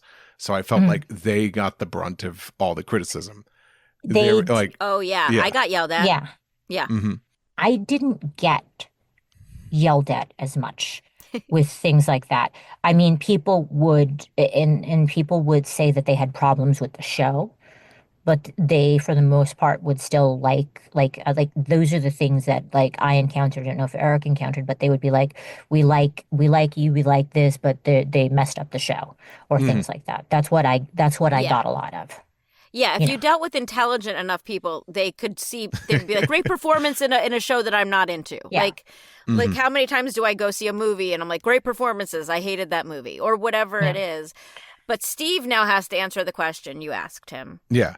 I would say like my mindset back then and just being younger when your world is much smaller and, your fandom is like the driving force in your life.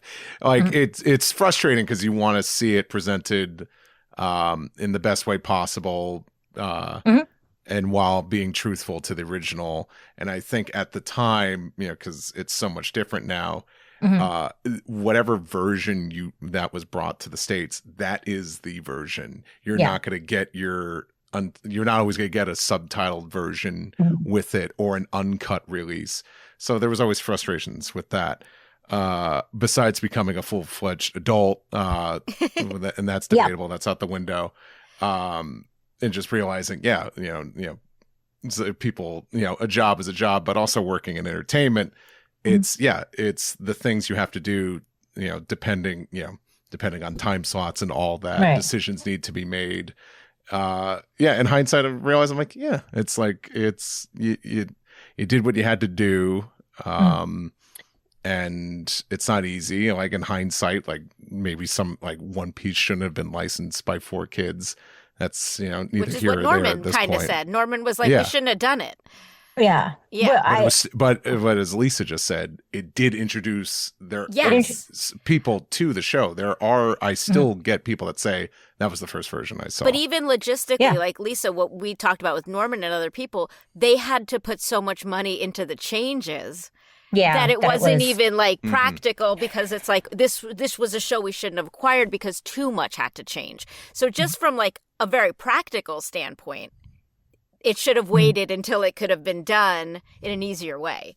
But that doesn't take away from anyone's performance or, you know, introduction. It's an interesting thing because I didn't really experience, even though I was doing conventions at the time, I didn't experience a lot of the negativity towards the show, even with that, because a lot of people came up to me really like literally what I said, that they liked it, they liked the thing. I still have people who were that was the first version of the show. They understand that things were different, but they still enjoyed seeing it. There are people who are very adamant about like the production and like what was changed and things, but I don't think for me that I felt a lot of that directed at me particularly, like when I went out. But I think I was lucky that way because a lot of people got yelled at. Some people now they'll say this or they'll say whatever, but I didn't. I think I got a lot of people who were introduced to it by watching it there. Yeah. And then later on they found out. So like even because I also think that you know, fandom can be what it is. Most of those people, I don't think they didn't unless I'm erasing some of my memory, they didn't really talk to me. They were still I still got a lot of fairly positive feedback from it. Just not for the story in general. And I still do. Like people, and that's one of the things that I think is really cool, because I was still talking about it. Like I said, like I've seen like they brought me in to do Sunny when we did One Piece Red, which I thought was going to be a little more, but because I was the 4Kids voice of that, you know. I know Brina, I know all that. So it's very interesting. It's and also there was talking about this. No one else remembers this but me, and I think because this it is had what to I do was with just Chopper. gonna ask. Okay. They did bring me in to start an uncut version of it. See, I wonder, this is what I'm going to ask you, because no one else remembers this, but some people remember that they dubbed an episode before they had been able to make the cuts. So is it possible you just were doing an episode that they hadn't been able to cut before they brought you in? Because Lisa remembers It was an episode that was earlier than the episodes that we have done. Maybe it was one that was uncut, but it was one of the. It was like an expansion of the episode. That's what I remember, and I remember, because I remember going in, and it was so different than everything that we had been recording up to that point. Yeah. And they were like, "We're trying to get it like as is this," and I think because it didn't go anywhere, because they would not have been able to air what we recorded. Yeah. Because it wouldn't have been able to air on the but channel. They could have made an uncut DVD the way they did with the Yu-Gi-Oh! Uncut DVD. Right. They may have, but I feel like they were happening around the same time. I mean, but maybe no one else remembers that. Maybe I'm wrong. Maybe it wasn't uncut. Maybe it just wasn't finished, but it was the uncut version that we were doing. Yeah, from what knowledge I know, Tara might have been onto this. It could have been because I know other companies wound up doing like basically what was like an audition dub for the series. At least, Texas had one. I think Vancouver had one. So maybe 4Kids had to do like, and it was just like rough, like no edits, just as is episode. Interesting. Maybe 4Kids did that as well as part of like an audition process. If two other studios did the same thing, and if it's an earlier episode than like what like Chopper was, it kind of lines up. But it was a Chopper episode for sure, because you remember specifics about Chopper. Yeah, but there was no I don't have any reason to say that's not true, but I have no reason also to say that it is true. So we could speculate that that's a thing, but I don't. We'll never know. I don't know. We'll never know. Wait. We'll never know. Just throwing my theory. Yeah, that's a good theory. And you remember, you're one of the few that remembers doing the Yu-Gi-Oh! Uncut, which I blanked out completely. What do you remember of that process? That we did it. You just remember it. Okay, no, that's fine. Yeah, I remember going back in and like doing additional stuff, but I remember that. But I don't remember much about the episodes, like what changed or what didn't. But I remember doing it.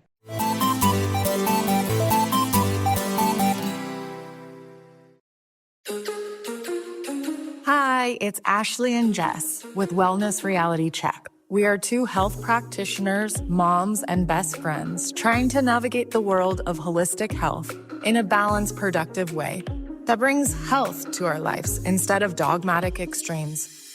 We'll be breaking down health trends, interviewing your favorite health influencers, and always keeping it real. We hope this podcast brings listeners back down to earth, providing a dose of reality in the often idealized world of health and wellness. Wellness Reality Check. Follow the show now on Apple Podcasts, Spotify, or at wellnessrealitycheck.com.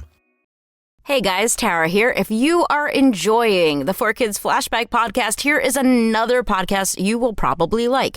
It's called the One Piece Podcast. They have been covering One Piece since 2009, so there are about 1 million episodes for you to listen to. Highly recommend it. They do all kinds of behind-the-scenes stuff, break down the shows, interview actors. You're gonna dig it. Go to onepiecepodcast.com or look them up wherever you hear podcasts. And you might even hear a familiar voice that sounds a lot like Steve Yurko. Check it out now. Thanks.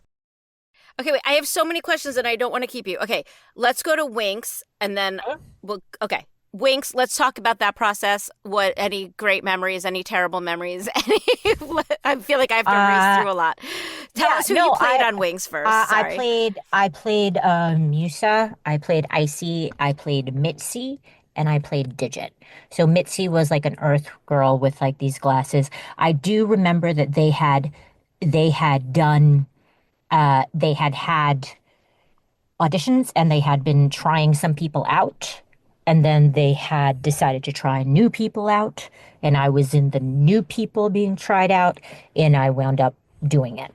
So I loved the hell out of Winx Club. I remember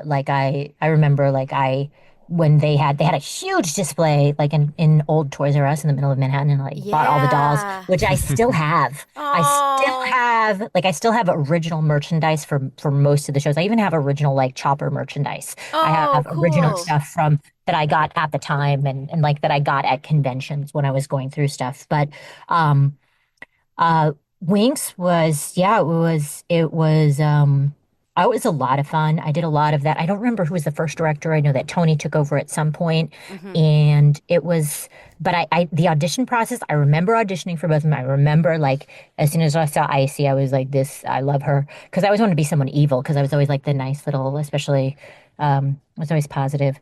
But yeah, and I remember, I loved working on that show. I'm trying to remember any specific things. And I can't. That's okay. I do remember that the only thing I did not do was the beatbox, and they had someone else do the singing. Okay, that's so funny. Yeah. Wait, because Bree Sharp might have been because we found a rap from that recently. Is that but you mean actual beatboxing? Yeah, there was beatboxing in an episode, and I was like, I think they had me try. I remember practicing really, really hard, and I was like, yeah, no, this isn't. I'm like. She should be better than me. That's funny. Did you sing on anything over the years at 4Kids? I sang on the Magical Do Re Mi albums, and anything else but I sang that as Patina. That was the only thing that I sang. Oh, they had like a we'll Christmas have to album. make sure we know exactly what that is so we can make sure it's all... We're trying to get everything on IMDb as accurate as possible. So if you ever notice things, just let us know and we'll try to work on it. Yeah. Okay, wait. Going through this. So around 2005, When I'm moving to LA, you're still there when 4Kids loses Pokemon. So, Yes. Yeah. So you and I have talked about this because, again, there's like varying stories about this experience. I know that you know more because were able years later to continue working on it. Can you tell us like just kind of what the tone was like there? How you found out you weren't working on Pokemon anymore? It was, we all had contracts, and the contract said you couldn't do voices that you had been working on for at least, I think it was like a year or 2 years or something like that. And which now looking back, I've been told is not necessarily, it's that they can't actually enforce that. Enforce that. It's not enforceable. But at the time, we were certainly like, we'll lose. It was pretty much known that if you went with the show, you would not be working at 4Kids again. Did you ever get? Because it sounds like no one got the offer to leave with the show unless you sought it out. You never officially got it, like a call from Taj that said, "Do you want to come with the show?" Right? No, I never got a call because I think they knew at that point. I think if they had reached out to certain people, they knew that they weren't able to use them. So I don't know. I don't know anything about the auditions that went down with that. I don't know about anything about that. I know that I know I've listened to some of the stuff that you've had on the podcast, and I know that there was some kind of a 4Kids had been building their own studios apparently, and they were going to be moving stuff over there. And that was what. Wait, 4Kids was building? No, Yeah. Pokemon was building studios. No. Pokemon was building studios. No, they were 4Kids at that time. First, they were doing Pokemon off-site, and then how Taj 4Kids. that move. Yes, Yeah, because it was. I think they were moving move. things. Yeah, they think they were moving things in house. So I didn't know. I wasn't aware of any of the stuff, of any of the politics until that moved. And while I was on the show a lot, I wasn't a regular, if that makes sense. So you wouldn't have gotten that call. Yeah, I worked on the show often, but I was like features and like short episodics. Right. I wasn't a main, so I wouldn't have gotten that call. But I do remember that when it happened, it was really weird, and that it was pretty much that was just the thing. Is like if you worked on it, you weren't then. Right. And you weren't so going to when were you able to go back to it? Like what was the first thing? Because after that sunset clause or whatever it is was up, you eventually went back to the show. What was that like? And what was the first thing you did once you were allowed to go back to Pokemon? The first thing I did, I don't know if I did a little bit on it was like the end of Diamond and Pearl, or it was Black and White that I restarted on again. I think it might have been the end of Diamond and Pearl, but it was 2 years. There's 2 years. And that's like, if you look at in my history, because you had moved out here already, but like I am in every season of the show except for 2 years. And those were the transition 2 years that it was at Taj. And part of that was and that was a studio thing. I don't think that had nothing to do with Pokemon. It had to do with 4Kids. And when it moved studios away from Taj, then I think that they also gave That's when it moved to Duart, right? Yes, it moved to Duart, and the people who were working at Duart had also worked on other shows and directed other shows for 4Kids. So they had done like Tom had worked on Magical Do-Re-Mi, they had worked on Mew Mew Power, they had worked on a bunch of these other stuff, and I think they got the okay for us to be able to go back and start working on the show. So it was when it moved studios and transitioned that the old cast was able to come back. Like, old cast was able to work on it again. We had also gone through our 2 year, it had also been through that 2 year period where you were, according to your contract, allowed to work on it again too. Yeah. What's so confusing about that time is we don't really know. So it seems like at least 2 cast members were given a heads up by Taj that this move was happening, but not all the cast members, which is what causes, I think, the confusion, because not everyone got to make the decision because they didn't know. They didn't even know there was a decision to be made. So that's where I think it gets tricky and yucky, and it's a shame because in a perfect world everyone could have just done it forever, but it's a business. I think that's what people forget, that like, yeah, you're sad that the voice you like didn't continue, but the world is run by money and corporations and business, unfortunately. I mean, what sucked about that, I think, and I remember there being I remember a meeting at 4Kids, if it was for I don't know, for like a budget or something at the time or something. I remember there was a meeting that the whole cast was in. Oh, that was the meeting when they didn't want to pay us because if we did more than one show in an hour, they wanted it to all be included. Oh, that's what that was. Yeah, Okay. that was that. Okay. Where they told I us don't they would remember go that. to Canada if we tried to get money. Canada was very popular at the time. Yeah. Canada's a lovely place. I've gone to Canada. I know. But Well, they would have gone and gotten actors from Canada and replaced us. I know. Yeah. I know that. Well, we but should have moved just to in Canada general. then. Yeah. But we should probably go there now. Exactly. Yeah. We should probably go there now. What's weird about that is that the cast changed. It was not weird for a cast change if a studio changed for the cast to change.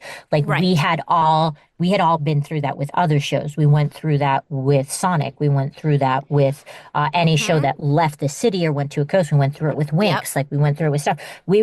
Those shows were still at popularity and they shifted and switched casts. Yeah. So like it wasn't because people weren't watching them or it wasn't because there was a thing. It was even, like the One Piece stuff, like they moved over to Texas. Like in early days, sometimes they would contact you, but there was no contact.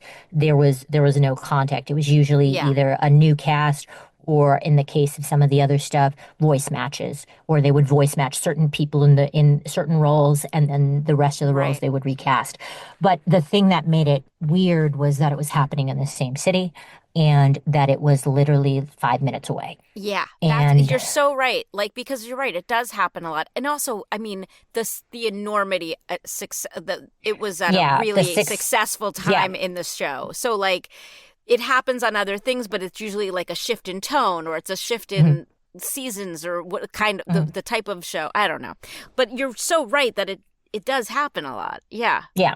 I didn't think of it that way. It's a great point. So when does the director bug bite you? Again, I know I have to wrap this up because I don't want to keep you. I was actually, I had been working,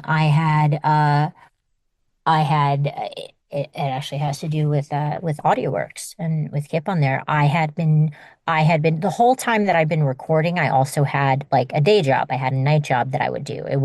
So I would record during the day. This was the other reason why I didn't audition a whole bunch, because you weren't making tons of money. So I would have my whole day free to do auditions and to do records. And then I would have to work like 4 to midnight. What was the job? I worked at an investment bank as basically I colored and traced. I formatted pitch books. So it sounds really crazy, but these departments that made like all the books for them or did like desktop publishing. I worked at Merrill Lynch. I worked at UBS Warburg. I worked at a lot of different places. It was filled with artists. It was filled with people on Broadway, theater people, people who were on dance touring companies, because you could work as often as you wanted, or you could take off whenever you wanted. You would still get insurance if you worked enough, and like you could leave on tour and then you could come back. Wow. You could say, I'm only working Monday, or then I'm going to work 7 days, or I'm going to work 6 days. So like some of the people in there like run like dance companies like that are still this day touring like around Europe. Like there was a crazy amount of talent that was in there, but it was a great place for artists to actually make a living. And like I said, there were a lot of people who were like, when they weren't doing a show or they weren't on Broadway or they weren't doing off Broadway, they would work there for a little while and then they would leave on tour. Temp jobs were the best. Yep. Yeah, and it was a floating temp job, so it was great. Like you continuously worked at the same place for like years, and you could take off months. Okay, let's get back to the directing of it all, though. Okay, so how does that start? Well, I've been doing that for a while, and But then like, what year was that transition? I don't know. You don't know? It was. I don't remember years. I'm very That's bad okay. at that. But like, around what season of if you can talk about it in Pokemon terms, like you were working on the show. Who first says to you, like Lisa? when did do I you start want directing Pokemon? Yes, I yes, had yes. started. Okay, so Pokemon specifically, I had started directing because I was working at AudioWorks. It's probably for a year.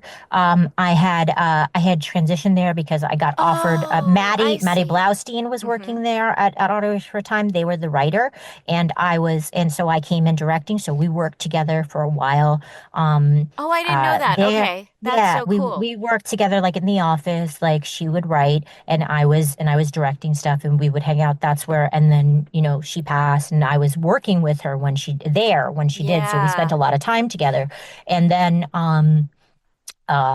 they at Duarte they sort of poached me away from there. I had been working. I found out that I really liked it. It was something that I was good at, and they were like, "Hey, come work here," and I was like, "Sure," and they gave me more money, and I was like, "That's great," and so I wound up going. So, but they sort of grabbed me from there to work on the show, and I worked on other stuff. I directed video games and other things. I have the hiccups now.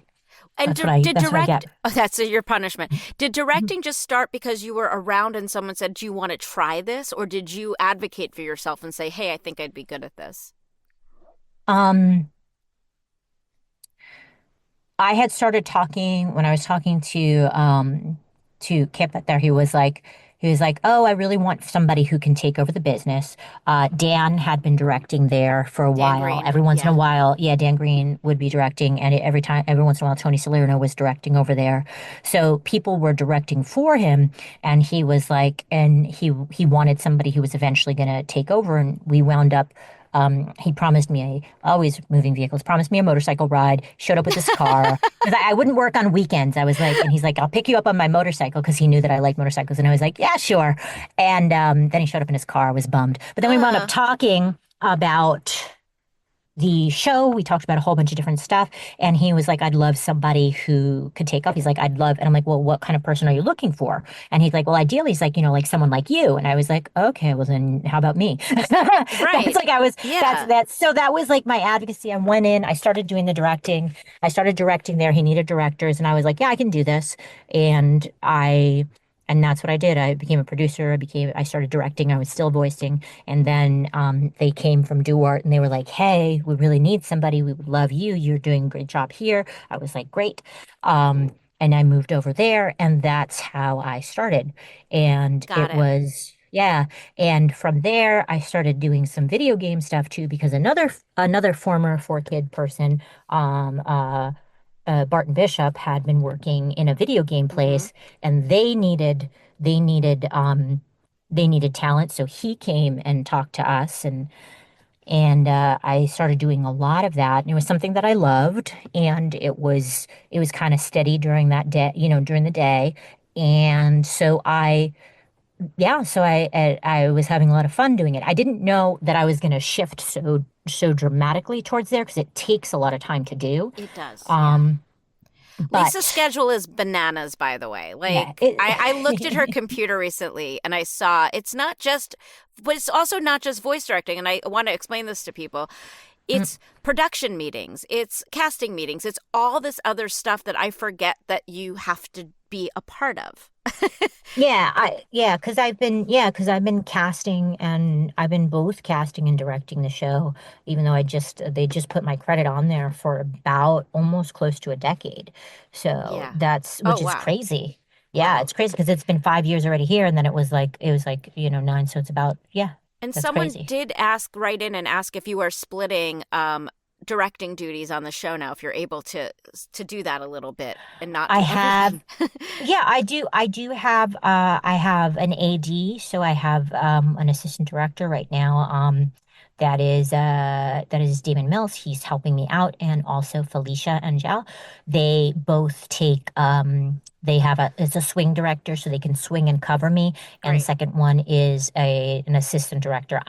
But for years, I would say about 8 years, it was just me and nobody filled in, except sometimes on movies they would come and we would split those up. And Laura Post was able to do a little Oh, bit. Laura posted a little bit while I was directing I was directing an Amazon special for that. Okay. But yeah, and so she came in, which is great. 'Cause I she's got working other yelled at stuff. online because someone was like, because I thanked you because I got to work with you on the role I did on the news season.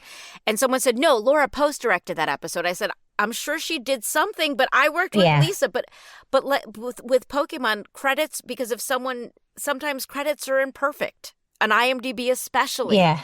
So And I think people get confused because they're not used to seeing like I'm the lead director on that. I do everything. Some people do come in and they'll take over some characters now. I let them do more, but I cast the show.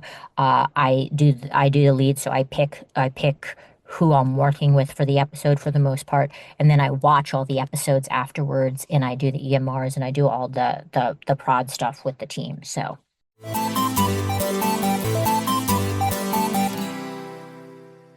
something that's come up on this podcast, we talk about you and we talk about how incredible your eye is for catching the mouth flap of the Pokemon themselves, and how we want to murder you sometimes because you're so good at it. Everyone wants to murder me. But you're so good at it because you're so good at it. It's like it's hard to do. People, yes, we're saying one word or making noises, but matching that lip flap of the Pokemon specifically is incredibly frustrating. Yeah, how did you get so good at your eyeballs? Get so good at that? I don't know. I just watched it a lot. Also, it's like I think it's like it's hard. I always think of the Pokemon as like babies who just like they talk, but they just don't have a language you can understand. So they're cute. And can you talk a little bit about the changes from the show at 4Kids to where you are now? I know the Pokemon themselves are much more animalistic. Like, what is the approach now? That's something that the company had. The thing is like when we started at 4Kids, we didn't know, like no one would have guessed that we would, even when it was going well, they wouldn't have guessed that like 26 years later it would be going and still going, and still going strong, and it would have become like one of the hugest franchises on the planet, so that's crazy. Like we didn't even keep records. Like that's why some of the early episodes, like at 4Kids, they didn't keep a lot of records. They didn't do that. There was some consistency. There was not some consistency, as from talking to everybody, because there was like casts in and out. And they just, as they got bigger, they streamlined the style of animation changed. Yeah. And, so it kind of went along with that. We kept the fun parts, and I think this is the thing that people don't always really like. The fun parts, I think, of 4Kids also was that you had that Saturday morning vibe. That's where I think like some of those performances came out of that people remember. It's a different style of acting. It's a different style. So now going into the new series, when Ash was, which was crazy times, but the style of Saturday morning cartoons has changed. So when I did it, when we went into it, I wanted to keep that, and we wanted to keep that 4Kids kind of mentality that brought it, which was, it's still very much like anime has its own thing. We're a lot more loyal to where the Japanese is. The story has become more complex because now you have kids who grew up on it who are now having kids. So it's like these layers thing is just crazy. But we still tried to steer it, and I still tried to steer it to have that union of like the Saturday morning cartoon. So we kind of married it. It's a little different style, but it's a little like Prelay meets old Pokemon. So yeah, someone asked a question about returning to Shaman King after all those years. Like, do you feel like you approached it differently with all that time in between? Yes, but also we had to. There's an interesting thing because we had to. I had to change some aspects of my character because like accent went away, different things went away. My counterpart was different. I did approach it differently. In this case, also like they didn't give us a lot of our original stuff, as you know. Like we found it, and we watched some of that stuff. Yeah. We didn't have voice references, but so I did know the voice that I had done, so I tried to bring that together with what was coming from the Japanese, because once again, they were trying to make it closer to that. But that was an interesting experience, and it's an interesting thing to have something that you spend so much time on and you did love and you did do, and then it comes back and you're like, what are we, trying to find the piece? Well, yeah, and the big thing for me is the acting for a Saturday morning cartoon as opposed to the acting for a Netflix series is different stylistically. It's very different stylistically. Yeah. So in some ways, like I would have liked them to provide certain voice references and stuff, but in other ways, I kind of had to rethink the whole performance. So it might have been like we kept the flavor of the original and then Netflixified it. Yes. Yeah, definitely. Okay, it's been an hour and a half. I know I have to let you go. Oh my God, I'm so sorry. No, oh my goodness. Don't be sorry. Take out all the bad words. No, I feel bad because we've kept you, and I still have 87,000 more questions for you. That we're gonna, if you ever have time and you just want to come back, you are welcome anytime here. My favorite question that got written in for you, though, and I'm going to end with this because I hope the answer is not me. Someone wanted to know, who has been the most difficult person to work with in your career? You do not have to answer it unless you want to just say me. That really puts us on the spot. I know it does. That's why I asked it last. It is not Tara Sands. Tara Sands has never been difficult. Tara Sands has never and will never be difficult to work with, because even if she was, I would never say anything, because she's fabulous, and I'm pretty sure that the editing would be very interesting. Yeah, I have some. It was Tara. I love. All right, fine. But I have some guesses. Obviously, this is a completely inappropriate question to ask anyone, which is why I think it's funny that somebody wrote this in for you. I apologize if I didn't get to all the fan questions. It was astounding. You got so many. Someone wanted to just know what your favorite hobbies or interests were. How sweet is that? That's wonderful. I like to watch bad sci-fi, and that is what I love to do. And I will sometimes rock climb, but lately I just eat chocolate. There you go. But bad sci-fi, and I was a huge Buffy fan. Yes. Oh, Buffy. Okay. Well, all Buffy. right. I was hardcore Buffy fan. Yeah, no, we would talk another hour or two. We need on a that. part 2 of this, but I'm going to let you leave. Thank you a million trillion times for doing this. Thank you.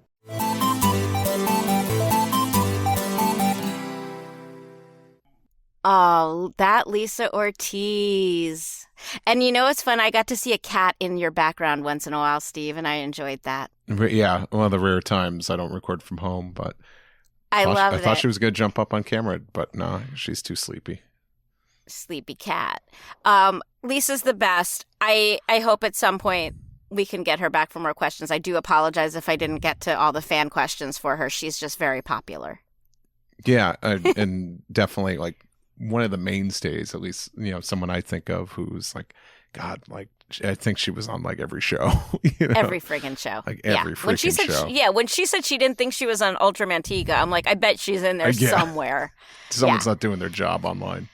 Yeah, I mean, there's shows we didn't even get into, like the G.I. Joe show and all that stuff, but I think we focused on the important stuff. This is so funny. I had the craziest realization this week I had to tell you about.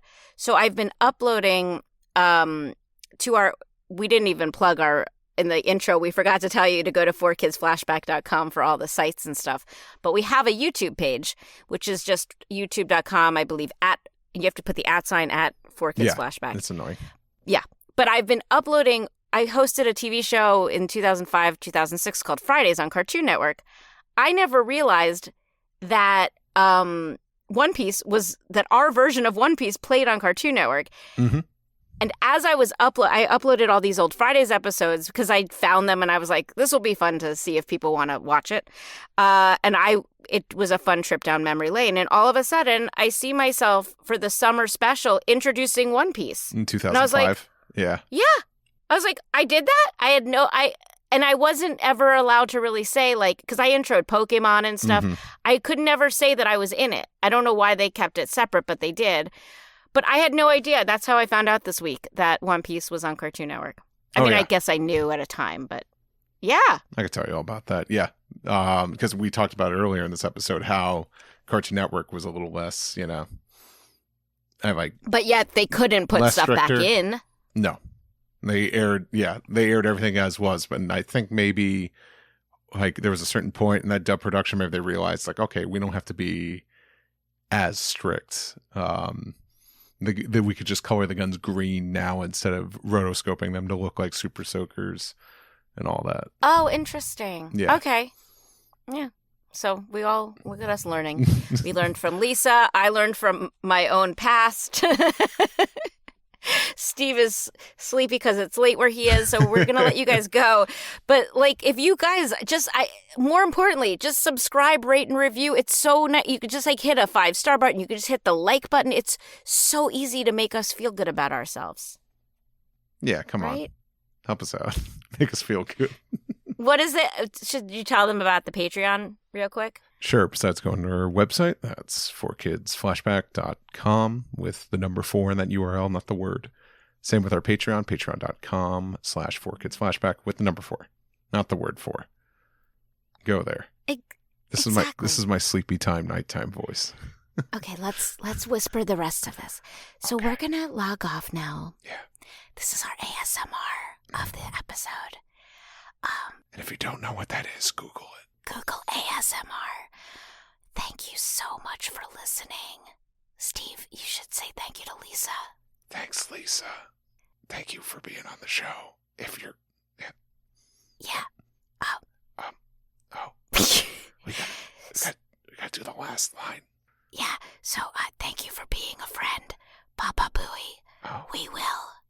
Catch you next time. 4Kids Flashback is a production of Maji Media, hosted by Tara Sands and Steve Yurko. Producers are Zach Logan, Tara Sands, and Steve Yurko. For more information, go to 4kidsflashback.com. That is the number 4. And if you worked at 4Kids and have a story you want to share, please email us at 4kidsflashback@gmail.com. You can find us on social media at 4kidsflashback, and to listen early and ad-free, head to patreon.com/4kidsflashback. For podcast merchandise, find links on our website and Linktree. As they say on every podcast, if you liked this show, please subscribe, rate, and review, and tell your friends, or 4. If you want to check out other Maji Media podcasts, go to maji.media. Thanks for listening.